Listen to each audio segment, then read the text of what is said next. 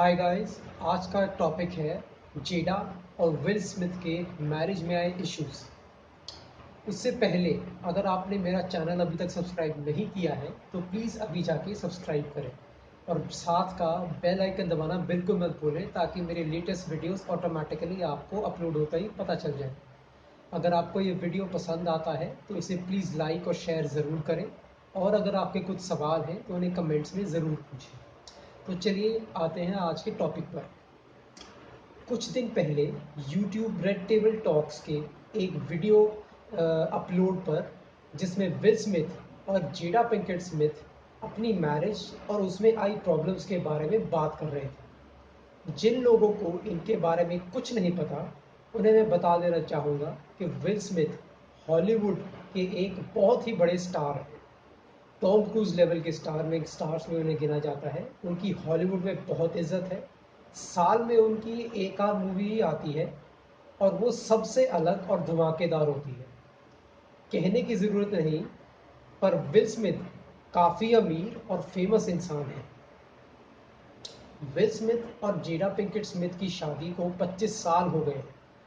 दोनों के दो दो बच्चे हैं, एक लड़का और एक लड़की, और शायद वो दोनों भी 20 साल से ऊपर हैं उम्र में। बैकग्राउंड इन्फॉर्मेशन हो गई। अब आते हैं मेन टॉपिक पर। इन दोनों की रिलेशनशिप की लोग मिसालें दिया करते थे, पर प्रॉब्लम तब आई जब 4 साल पहले विल स्मिथ को पता चला कि जेडा का एक अफेयर चल रहा है। ये रेड टेबल टॉक उन्होंने अफेयर की वजह से आपस में आई इन दिक्कतों के बारे में बात करने के लिए किया। अब आप पूछेंगे कि भाई इसका हमसे क्या लेना देना, ये तो सेलिब्रिटीज़ हैं, इनका तो रोज़ का नया का ड्रामा, और शायद ये भी एक नया पैंतरा होगा पब्लिसिटी लेने का फ्री में। हो सकता है,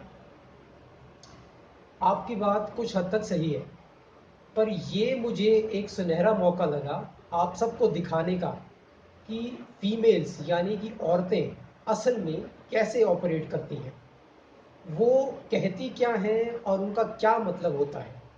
कैसे विल स्मिथ जैसे इंटेलिजेंट और सक्सेसफुल आदमी भी सोसाइटी और औरतों की बातों में आकर अपनी मैरिज बर्बाद कर बैठे।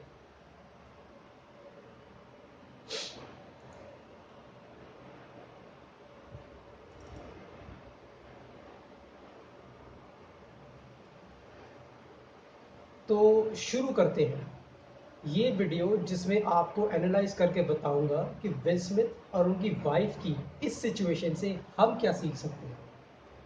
इससे पहले मैं आप सबको रिक्वेस्ट करना चाहूँगा कि वीडियो के डिस्क्रिप्शन में एक लिंक मैंने दिया है जिसमें जेडा और विल स्मिथ के यूट्यूब रेड टेबल टॉक्स का एक समराइज्ड वीडियो लिंक है। आप एक बार वो देख कर आएँ तो आपको ये जो मेरा एनालिसिस है अच्छी तरह समझ आएगा। पहली बात, हैंडसम और अमीर होने से आपको लड़कियां तो मिल सकती हैं, उनकी लॉयल्टी नहीं। नंबर 2, हॉट और रिच बंदों को भी प्यार में वैसे ही धोखे का सामना करना पड़ता है जैसे कि बाकी के हम सब लोगों को। 3, बल्कि मैं तो कहूँगा कि अगर बंदा अमीर है और उसने गलत लड़की से शादी कर ली है तो उसका डबल नुकसान है। एक तो लड़की उसकी पीठ पीछे अफेयर चलाएगी, ऊपर से उसके साथ भी रहेगी। क्यों? क्योंकि लड़कियों को सिक्योरिटी बहुत ज़रूरी है, फाइनेंशियल सिक्योरिटी। ऐसी लड़कियां पैसा और स्टेटस हस्बैंड का और दूसरे लड़कों के साथ ऐश अलग से करती हैं। नंबर 4, अगर आप जेडा और विल स्मिथ के ये वीडियो देखेंगे आपको नज़र आ जाएगा कि शादी में जेडा की चलती है। बेचारा विल स्मिथ तो बस हाँ में हाँ मिला रहा है। और याद रखिए ये वो बंदा है जो अपनी प्रोफेशनल लाइफ में शेर नहीं सवा शेर है, टॉप का बंदा है। और कोई भी आदमी गलती से इतनी ऊंचाई पर नहीं पहुंचता, बहुत मेहनत और दिमाग लगता है। और इतने समझदार बंदे को भी झांसा दे गई उसकी घरवाली। कैसे? बात यह है कि विल स्मिथ भी बाकी मर्दों की तरह मीडिया और सोसाइटी की बातों में आ गया कि रिलेशनशिप पार्टनरशिप की तरह होती है। इसमें दोनों पार्टनर्स बराबरी पर होने चाहिए। इक्वल रिलेशनशिप जैसी कोई चीज़ नहीं होती। अगर मर्द रिलेशनशिप में लीडर का रोल अपने आप धारण नहीं करता, इक्वालिटी के चक्कर में पड़ जाता है, तो लड़की को ये लीडर का रोल धारण करना पड़ता है बाय डिफॉल्ट।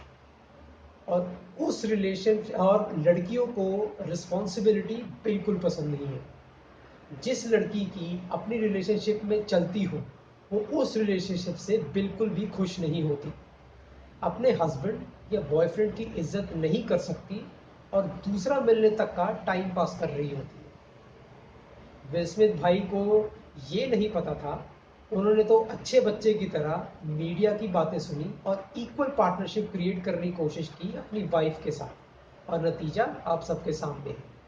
वो तो दूसरे बंदा मुकर गया, नहीं तो रिश्ता आगे बढ़ाने से मुकर गया दूसरा बंदा, नहीं तो विल स्मिथ को कब का तलाक दिया होना था और जो उसकी इज्जत जो बची कुची है वो भी मिट्टी पलीत हो जानी थी।